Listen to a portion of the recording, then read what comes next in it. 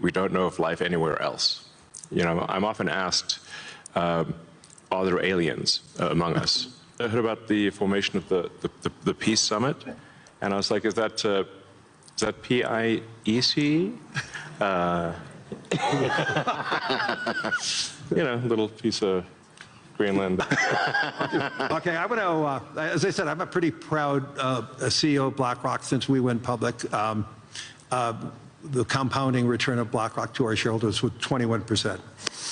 Since Elon took Tesla public, his compounded return is 43%. So a spectacular return. There's very few companies, well, I don't think there's any other company as large as Tesla today that has that compounded return, so congratulations. The overall goal of my companies is to maximize the future of civilization, like basically maximize the probability that civilization has a great future, and to expand consciousness beyond Earth. So if you take SpaceX, for example, that SpaceX is about advancing rocket technology where we can extend life and consciousness beyond Earth to the moon, to Mars, eventually to other star systems. We don't know of life anywhere else. You know, I'm often asked, are there aliens among us? Then we need to do everything possible to ensure that the light of consciousness is not extinguished, because we're effectively, the way I view it is, the image in my mind is of a tiny candle in a vast darkness, a tiny candle of consciousness that could easily go out.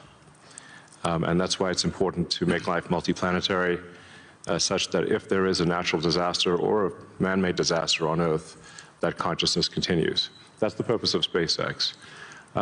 People often talk about solving global poverty, or essentially how do we give everyone a very high standard of living.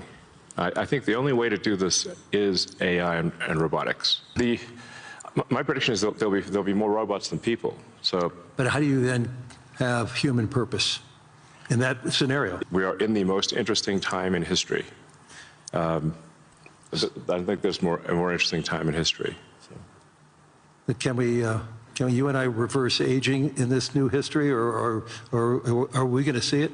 I think we'll figure out ways to extend life and maybe even reverse aging. I think that's highly likely. I'm looking forward to that. Yeah. In the future that you talk about, the AI models, autonomous machines, rockets, depends on massive increases in compute, massive increases in energy, expensive energy, manufacturing scale. What are the bottlenecks to? We're seeing the rate of AI chip production increase exponentially, but the rate of electricity being brought online is 3%, 4% a year. Yeah, it's clear that we're very soon, maybe even later this year, we'll be producing more chips than we can turn on. But except for China. China's growth in electricity is, that's why one of the things we'll be doing with SpaceX within a few years is launching solar-powered AI satellites. Right. Because the space is really the source of immense power, and then you don't need to take up any room on Earth.